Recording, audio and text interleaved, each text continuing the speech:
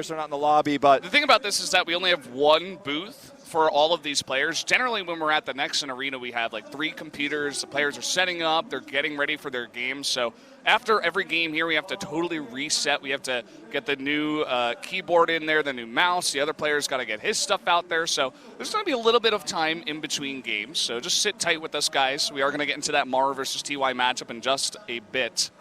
Yep. KT down 0-1 right now. I do want to mention KT as an organization has been Pro League champions 4 times, winning 2013, 2010, 2011 season, and also, of course, the 2014 season that you and I casted with Moonglade on that island there on the Han River. So a lot of people argue that their first victory as KTF, Magic NS, is not really a KT Rolster win. I'd say that you could argue otherwise, but as an org overall that was formed in 1999, they have 4 Pro League titles. That's really, I mean, if you count this as the 16th Pro League Finals, they've won a 4th of the Pro Leagues we've had, isn't it? That's crazy to think about, That's right? unbelievable, actually. So to have a team be that dominant when there's 8 teams every season, so it's pretty insane. Yeah, KT and SKT, the teams that have won, historically the most Pro League Finals, and that's why they have such a large rivalry. Not only that, they played against each other so many times in such important matches, but of course they're telecom companies that rival each other in the real world as well, right? Outside of esports, they're 2 rivaling sponsors. But this is the first time you and I will be casting a Pro League Grand Finals without SKT. They did not make it. They underperformed at the end. They took a gambit as well, bringing only 4 players to the all-kill. Whoa, look at that drawing of Maru there. Yeah, that's good. That's like a buff, older Maru kind of style picture there. We all know that Maru will eventually become a StarCraft 3 coach. And you and I will, you think so? And we will look back at this moment the same way that I look back at HOT forever being a pro gamer in the booth at a Pro League Finals and then being a coach and coaching a team to victory. I believe maybe one day we'll look back at Maru as one of the godlike Terran players who did so well for so many years, had wrist injuries but overcame them, and then of course later on as he gets older probably so smart that he can coach other players. I'd say even though he's not very talkative, I think that as he grows older that will probably change. I would have to agree. Who do you think would be a player that would be most likely to become a commentator outside of like MC? That's actually a really good question.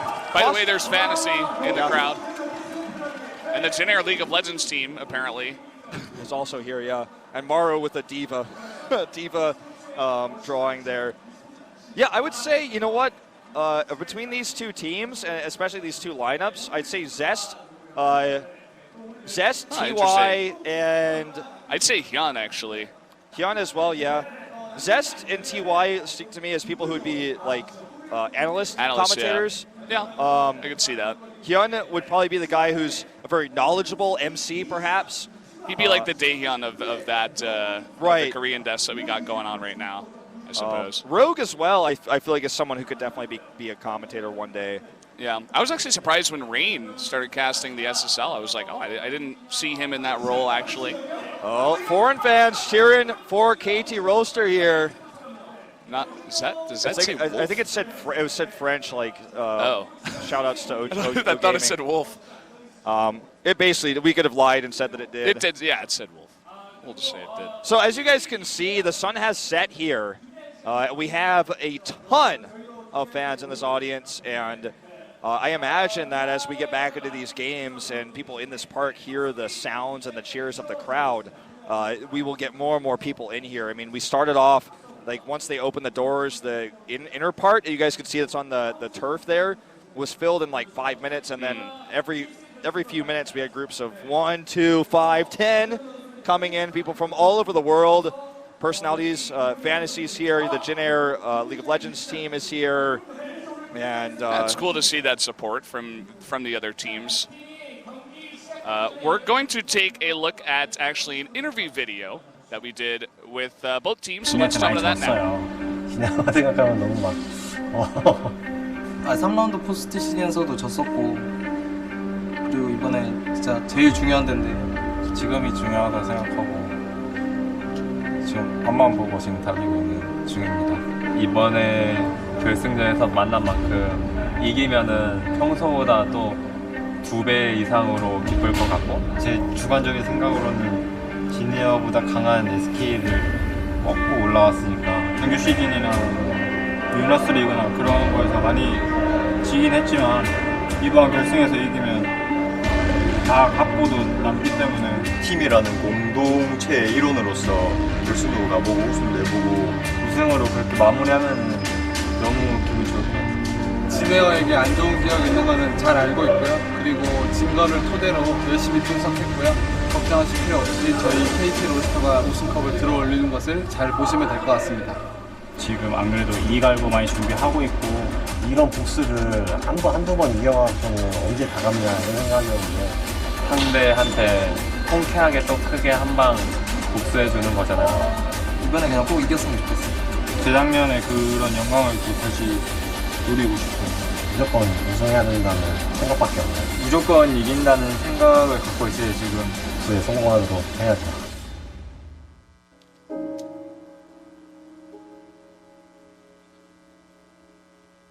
저희가 통합 포스트 시즌 플레이오프에서 경기 끝나고 그 다음 날이 정오 기일이었는데 그런 좋은 날 다음 날이어가지고 다행이었고 봤는데 정호 형은 늘 한결같이 이렇게 계시더라고요.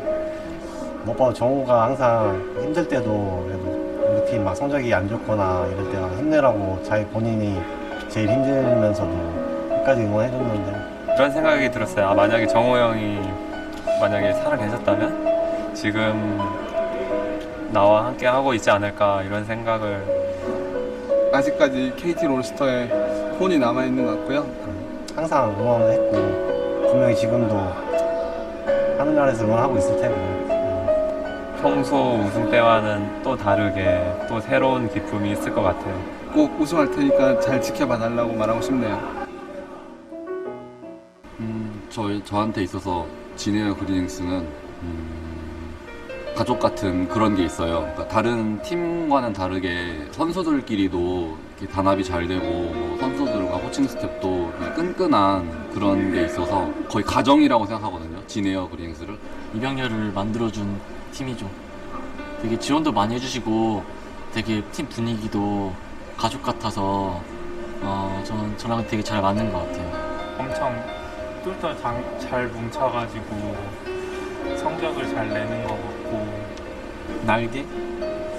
저를 날아오를 수 있게끔 해주는 정말 힘들 때 구원의 팀? 저의 가치를 알아준 팀이라고 생각을 해요. 그거에 대한 보답으로 이제 제가 열심히 서포트를 동생들 해서 이제 좋은 결과가 나온 것 같아서 기분이 좋아요. 제가 팀을 나오고 갈 팀이 없었는데 저 받아준 유일한 팀이라서 되게 감사하고 고마운 팀 같아요. 저의 은인 아닐까요?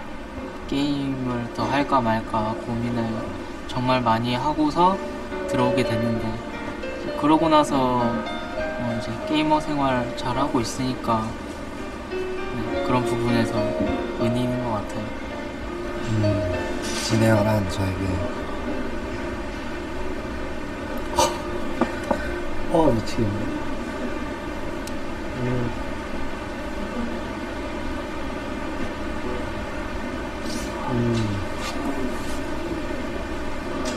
그냥 가족 같고 그냥 행복해요. 그냥 진에어가 없었으면 저도 물론 위건이와 우리 친구들, 우리 선수들도 회사의 지원이 결코 창단한 팀 못지않게 전혀 우리가 아직 후원이구나 뭐 이런 걸 전혀 느끼지 못할 만큼 지원을 워낙에 너무 잘해주셔서 그래도 창단되면 좋겠죠. 지금보다 좀 더 안정적인 생각도 들 거고 선수들도 뭔가 소속감이 더 강해질 거고 좋은 일이 생기지 않을까라는 희망은 항상 가지고 있어요. 선수들도 마찬가지고 저도 마찬가지고 오히려 저는 그 후원과 어떤 정식 창단된 팀과의 어떤 그 차별을 못 느끼게 해주셔서 오히려 항상 감사합니다. 그리고 좋은 기회가 된다면 꼭 참가되었으면 좋겠습니다.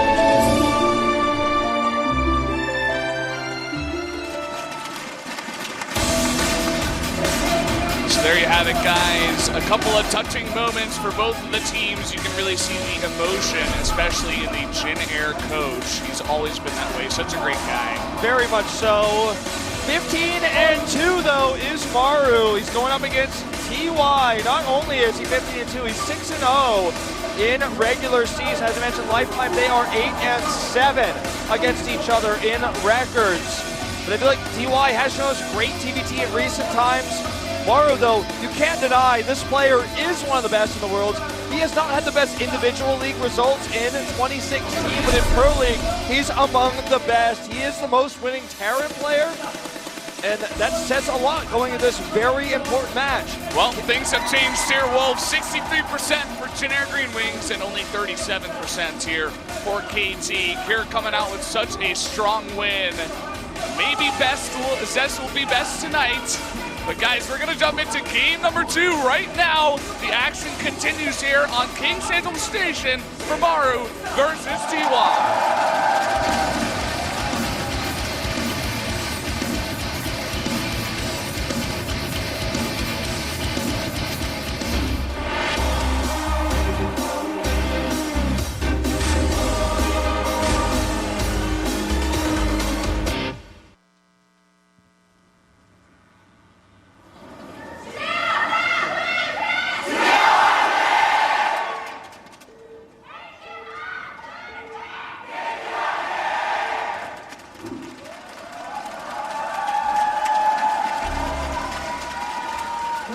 In green, to the top left of the map, it is Maru for Jin Air Green Wings. And in the bottom right, in the red, another Terran player here for KT Rolster. It is TY. Here we go, Terrans collide on King Sejong Station, a map that Jin Air currently has a worse record on overall than KT. It's one of their best maps this season, and actually overall all time. As this map has been around, it was actually removed and then re-brought into Legacy of the Void by Kespa, and it was liked so much by the players it was made a part of the official ladder map pool as well. Pretty rare for that to happen. Actually, who are we kidding? Kespa makes like the best maps and it goes to ladder all the time. Yeah. But in the past, that would have been a rare thing to happen. But nowadays, it is quite common as we have some of the best map makers. But this is a map that was built off of a different expansion, now brought into Legacy of the Void. It's funny that it still works. I mean, it's still a great map. I guess that's just the way that good maps should be, right? They should be timeless and good for any expansion. So, still a very fun map. We've had some really epic TVCs on this map in the past and PVCs as well. Lots of Zerg players used to come out here. The sign said the mules rain down from the sky. Yeah, he wants to see Maru drop Manor Mules. We'll see if that happens in this first match. A much faster factory here for Maru, as he did get his second gas, whereas TY is going for a one gas expand. There's the CC, so obviously the trade-off here is you get more mineral mining, and you save the 75 minerals on the refinery. When those 3 SCVs are not taken off the line, you get a faster CC. However, this does delay your factory, which then therefore delays your starport tech, which could leave you vulnerable to a very aggressive opening. Maru, after getting the factory though, cuts SCVs out of gas to build up a larger mineral bank, and will put them back in shortly. And he will have just enough, it looks like here, to make a second Reaper. And second he has enough money, we'll grab a starport as well. Meanwhile, TY, perhaps hunting for proxies, he may be adding one himself. Looks very suspicious, this SCV location. Yeah, it definitely is. This Reaper, I mean, it's scouting everywhere, but is he going to see on the left side of the map in time if anything comes out here? Maybe he's just hiding. No, he's gonna move once again. 100 gas. There it is. There's the starboard. Hey, TY proxy to defeat Classic in the 2014 Pro League Grand Finals, and that won KT Rolster. That was the winning move He's like, well, if it worked once, maybe I can do it again. I mean, this is obviously not as aggressive of a proxy, but still can get a lot of damage here. Maru going to try to come in here with his 2 Reapers and the Hellion. All about control here. Maru has 2 Reapers, so he's a little bit more flexible in that regard. But when these Marines come down, he's going to have to out-micro TY to find value. Part of that's in the grenades. The other part is in making sure he can get the regen off on these Reapers. Looks like these 2 players are going to kind of agree to back off. And eventually, Maru is going to have a tough trade here. He's going to be outnumbered. And here comes the second Hellion. And that's going to be the cue here for Maru to back off. And I mean, that Reaper was scouting before, but he hasn't scouted anything after. And of course, with a proxy starport here, we're going to be seeing Banshees coming out of that very, very soon. Second, the second that we'll finish that tech up, we'll start the Banshee, but gets a safe eBay at home. The SCB staying here, led me to believe perhaps he would add something else, but it looks like he's just going to hide the SCB. Doesn't want anything on Maru's side to see the SCB leaving, because then he'll know there's a proxy there, and that would tip Maru off to scout. Even with the Reapers Maru committed to early on, he does not find this, and it is right outside his base. And he does not commit to Cloak either, actually. He's just going Banshees. I love these safe turrets. It's like, okay, it's Maru in the booth. He's going to be making Banshees in this matchup. It's just all the time, 100%. He jumps over the wall. We've seen this before. And here comes the Reaper coming in and sees the Cloak actually coming down on that Tech Lab starport. A huge scout here for TY. Decent grenade there as well. Had he been a little bit more greedy, he could have actually tried to commit to killing a Marine. Looks like he's going to get attacked. Meanwhile, over here, the Banshees are not going to be in position to help him, and several Marines go down. Maru is pushing forward here. Eats 1 turret shot, but the counter Banshee is in Maru's base. He has no answer for this. Does he have an answer over here, though? Does TY? This 1 tank is getting so much damage done. All these Hellions and units going down.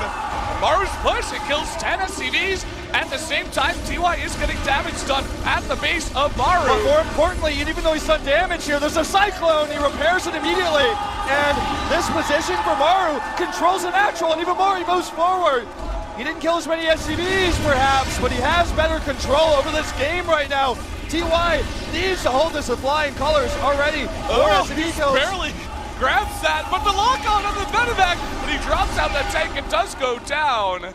And oh man. If when the dust clears, this is a much better position for Maru, who now has Cloak. This is spotted. The lock-on on the scan. Ooh. Just barely saves the Banshee. Here's the Cloak. Does he have a scan? He needs to get that Cyclone. That's the key defensive unit here against these Banshees. The scan is going to totally miss it. He can't lock on, and the Banshee does survive to live another day. Maru has gotten the much better into the trade in this game, and he's up 13 SCVs. His natural is controlled. He has energy saved. He's not even mining with his mules because he's trying to kill his Banshee so desperately right now. He wants to get that lock on, but Maru is baiting the scan. Now, going to pick off this reactor, which will limit Marine production as well. Okay, this could be his opportunity. Does not scan. Not going to go for it, yeah. Not quite yet. He's so desperate. He's so behind in economy. He needs to save scans, and he needs to secure the kill when he hits it. Okay, so he does get the 1 Banshee, but there is 1 more. There's still a turret here. In the base of TY, and 1 over here at the natural of Maru. That Banshee of TY still alive as well. Maru known for his fantastic control of these Banshees, though, and he is going to find some damage. He has to be careful, though. Okay, this should be the end of the Banshee harass, but value immense on the side of Maru. 15 worker lead currently. He has gained much more mining. His total mining is massively ahead because he's been mining from his natural the whole time with a better SCV count, whereas TY was evacuated for such a long period. This Viking here is going to go and scout and perhaps try to intercept a Banshee.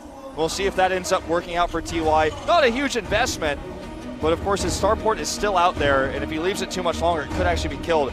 TY, he knows that he lost a lot of workers, but he has these 2 Cyclones, he has a larger army. He could make something happen with this counter pressure, especially because he has that Viking. He's looking for it, We'll see what he can do here. It looks like he wants to go for the backdoor rocks, funnily enough. He does have that 1 tank in the Vikings that he's been producing, actually, to get the vision of the high ground and push away any air units here for Maru. Maru, at the same time, he's playing very defensive. He's got a nice setup here with 2 eBays. Looks like he wants to, go into that later macro game, but TY doesn't want to let him get there. All right, he's going to use the starport as scouts. You can tell how desperate TY is right now. He's looking for any sort of damage he can find. Now, even though the Viking count is better for Maru right now, he has these Cyclones, so he could win with them. huge damage on them, though. The tank shots come first. Maru's on the chase, in fact. Yeah, he's still chasing. He needs to wait for the boost, but he doesn't have another one. And the Cyclones do get away very fast units as well. All right, TY still ahead in army size. He has stabilized an economy a little bit, but he needs to do more. Maru has a third CC finishing up. That's something else that TY does not have. He has 4 barracks about to finish, so he's going to have the larger follow-up army. It took him a little bit longer to ramp up because he got the faster CC, but that means double. Now he's going to have the economy to pay for these barracks. His production is going to explode. He's also going to have that third CC to rely on as well. Already putting pressure on this mineral line. Yeah, this is very nice. No answer here for TY just yet. He's going to be denied a couple of those mineral patches there. But TY, he wants to make a move. It looks like Maru does know this is the case. Perhaps based on the response here from TY. Does need to be careful about these flying units with the Cyclones on the ground on the chase here. Yeah, but you know, if Maru Vikers is just ready, he can kill the Cyclones. Baits out the shots with the Marines on the watchtower. Kills a Cyclone. Sick micro move here. He can get shots on these Marines too. There it is. Only kills one, damages the rest. Maru right now just out-microing a larger force with these tankabacks.